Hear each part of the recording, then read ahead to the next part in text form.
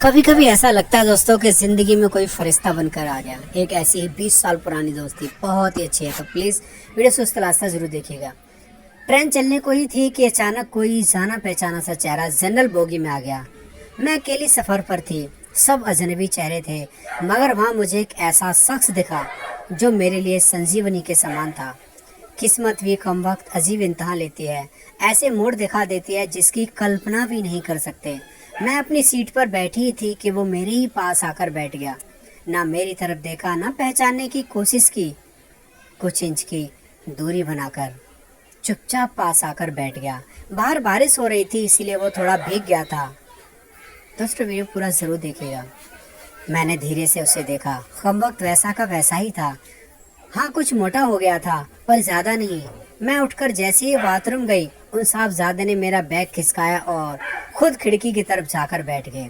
मुझे पूरी तरह देखा भी नहीं और बोलने लगा, सॉरी, भीग गया था, थोड़ा सूख जाऊं फिर अपनी सीट पर बैठ जाऊंगा। फिर वह अपने मोबाइल में लग गया। मेरी इच्छा जानने की भी कोशिश नहीं की। उसके यही बात मुझे बुरी लगती थी। फिर भी न जाने उसमें ऐसा क्या था कि आज तक नहीं भुला पाई। एक वो था कि 10 सालों में ही भूल गया। मैंने सोचा शायद अभी तक गौर नहीं किया होगा, पहचान लेगा। हाँ, थोड़ी मोटी हुई हूँ पर इतनी भी नहीं।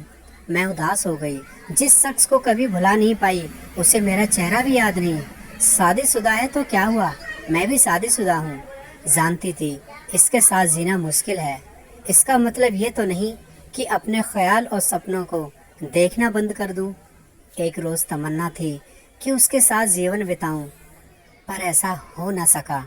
आज वही शख्स मेरे पास बैठा था जिसे स्कूल टाइम से दिल में बसाए बैठी थी। दोस्तों वीडियो अच्छा लगे तो कमेंट ज़रूर कीजिएगा। सोशल मीडिया पर उसके सभी अकाउंट चोरी छिपे देखा करती थी। वो कभी भी था, उसकी हर शायरी में खुद को खोजा करती थी। हमने कभी प्यार का इजहार नहीं किया, पर वो मेरी केयर बहुत करता था। आधे घंटे से ऊपर हो गया था, देखना तो दूर, चेहरा भी ऊपर नहीं किया। फिर मैंने अपने फ़ोन से उसकी पुरानी फ़ोटो मिलाई। मैं सोच रही थी कहीं ऐसा ना हो कि ये कोई और हो, लेकिन ऐसा नहीं था। यह वही था जिसे पहली बार 20 साल पहले देखा था। अचानक टीटी आ गया। मैंने अपना टिकट दिखाया, उससे पूछा तो बोला टिकट नहीं है। टीटी बोला फाइन लगेगा। वो बोला लगा दो। टीटी कहाँ का टिकट बनाऊं? उसने मेरी तरफ देखा, मैं कुछ समझी नहीं। तभी उसने झट से मेरा टिकट देखा और बोला कानपुर का। टीटी कानपुर की टिकट देकर चला गया। अब वो फिर से मोबाइल में लग गया। अब मुझसे रहा नहीं गया। मैंने पूछा कानपुर में कहाँ रहते हो?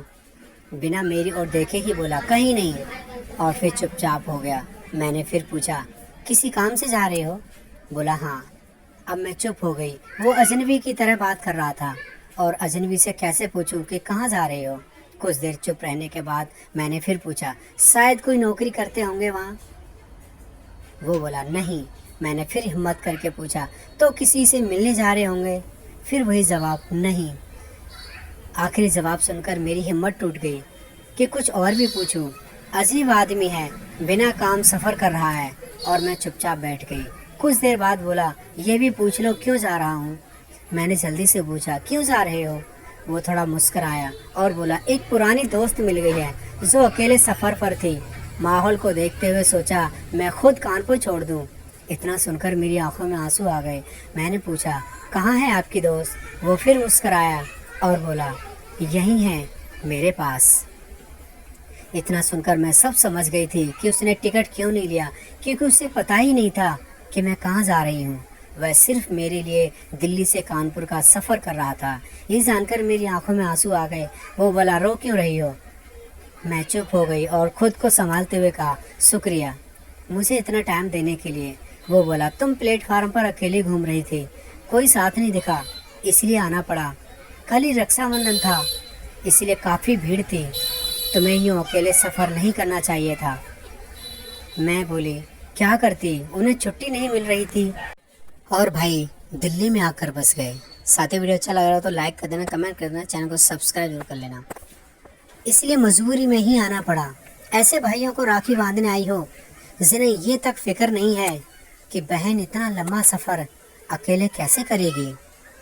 मैंने कहा भाई शादी के बाद भाई रहे ही नहीं, भाभीयों के हो गए, मम्मी पापा रहे नहीं। इतना कहकर मैं उदास हो गई।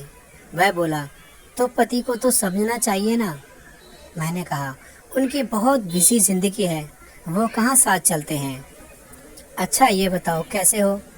बस कट रही है ज़िंदगी। मैंने हिम्मत करके पूछा, मेरी याद आती थी क्या? वो चुप रहा। सॉरी, बस ऐसे ही पूछ लिया, लेकिन अब तो हम ऐसी बात कर ही सकते हैं ना, अनजान तो है नहीं। उसने शर्ट की बाजू की बटन खोलकर हाथ में वो तांबे का कड़ा पहना दिखाया जो मैंने ही उसे फ्रेंडशिप डे के दिन दिया था। बोला, याद नहीं आती पर कम वक्त ये तेरी याद दिला देता है। ये सुनकर दिल को बहुत सुकून मिला। बोला, तुम्हें डिस्टर्ब नहीं करना चाहता था, तुम्हारी अपनी ज़िंदगी और मेरी अपनी ज़िंदगी है। मैं कानपुर तक उसका हाथ पकड़कर बैठी रही। बहुत सारी बातें हुई। ज़िंदगी का ऐसा यादगार पल था जिसे आखिरी सांस तक नहीं भूल सकती थी। वो मुझे कानपुर तक सुरक्षित छोड़कर जम्मू चला गया। काफ़ी ज़िद की मैंने घर ले जाने की, लेकिन साथ में नहीं गया। वो सब गलत सोचेंगे आपके बारे में, यही बोला और जम्मू फौज की नौकरी पर चला गया। और फिर कभी बात नहीं हुई। बातों में इतना खो गए थे कि एक दूसरे का नंबर तक लेना भूल गए थे। हमारा रिश्ता पवित्र और नापाक था। फिर ठीक 1 महीने बाद मैंने अखबार में पढ़ा कि वो देश के लिए शहीद हो गया। क्या गुजरी होगी मुझ पर बयां नहीं कर सकती। मैं पूरी टूट चुकी थी। लोक लाज के डर से मैं उसके अंतिम दर्शन भी नहीं कर सकी। आज मिले उसे 1 साल हो चुका है। आज भी रक्षाबंधन का दूसरा ही दिन है। आज भी अकेली सफ़र पर हूँ। दिल्ली से कानपुर जा रही हूँ। मैं आशा करता हूँ आपको वीडियो ज़रूर पसंद आ रहा होगा साथियों। जानबूझकर उसी डब्बे का टिकट लिया मैंने।